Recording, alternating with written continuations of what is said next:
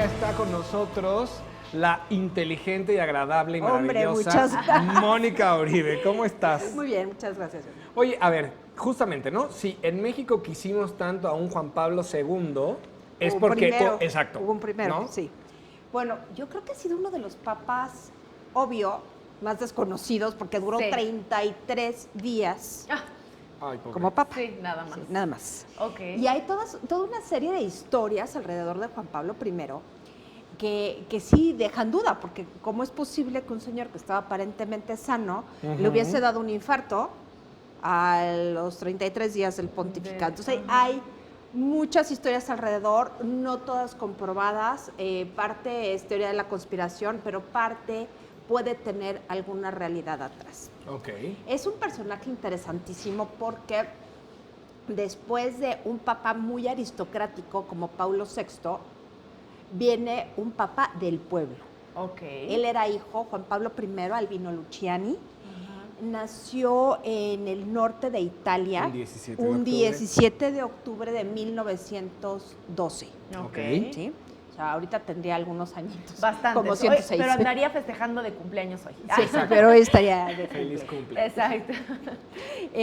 Hay una historia muy interesante acerca de él. Queda huérfano, muy chiquito, el papá se vuelve a casar y la madrastra era muy religiosa. Ella es la que lo encamina hacia la vida religiosa, o sea, no tenía problema con su madrastra. Exacto. Ah, sí, porque te iba a decir madrastra malvada y No, así. no. Esta mujer era muy buena y lo encamina a la vida religiosa, hace el seminario menor, prácticamente en tiempo de entreguerras. Bueno, claro, tenía 6 años cuando acaba la Primera Guerra, ¿no?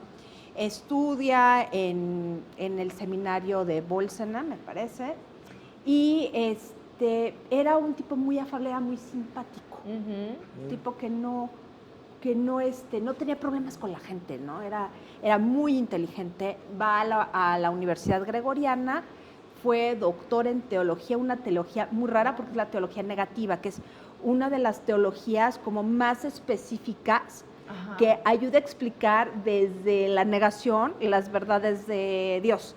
Es algo muy complicado, es muy complicado. A ver, un poquito más, tantito. Un poquito más, o sea, la teología negativa a través de lo negativo, o sea, de las negaciones y de los nos, explica qué no es Dios o para qué no queremos a Dios. ¿Sí me explicó? Ok. Sí, o sea, Es como en la vida saber que Que si de no. repente no sabes qué quieres, es más fácil saber qué es lo que no quieres. Exactamente. Exacto. Así Ya es entendí. como llegas al Ya camino de entendí. la teología Ahí negativa. está. Oye, Y es una especialidad rarísima. ¿Por qué escoge ser Juan Pablo?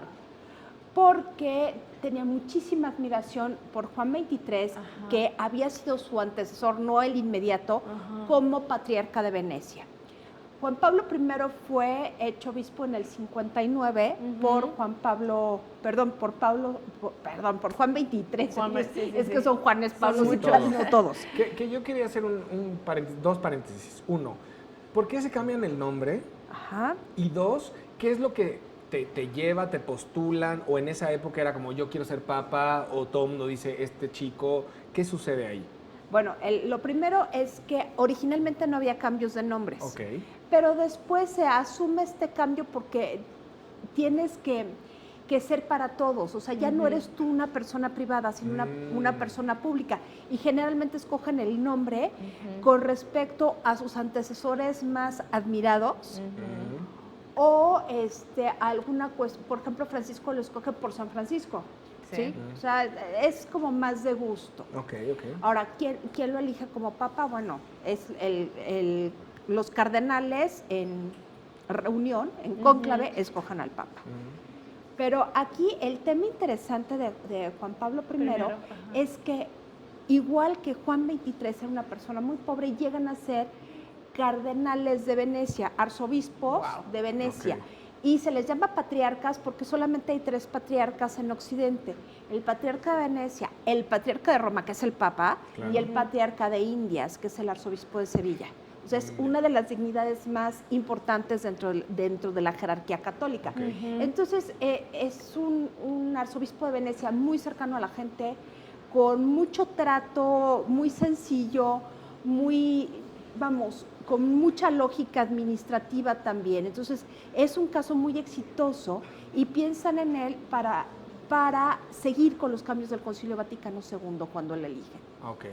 Es el sucesor natural de Paulo VI y se dice, se comenta y se cuenta que quizá tendríamos menos problema con toda la cuestión del control de la natalidad si Juan Pablo primero hubiese seguido al frente de la iglesia. Oye, pero ¿por qué Porque fue era tan... mucho más abierto en el tema de anticoncepción. Pero ¿cómo es que es tan importante? O sea, ahorita justo que nos estás explicando cómo eligen el nombre, que Juan Pablo II escoge ser como él, que tanto marcó esos 33 días que él estuvo en el pontificado. Mucho, porque fue un cambio de un Paulo VI que era muy serio, muy estricto, un gran abogado, a un hombre mucho más cálido, más abierto, un excelente comunicador.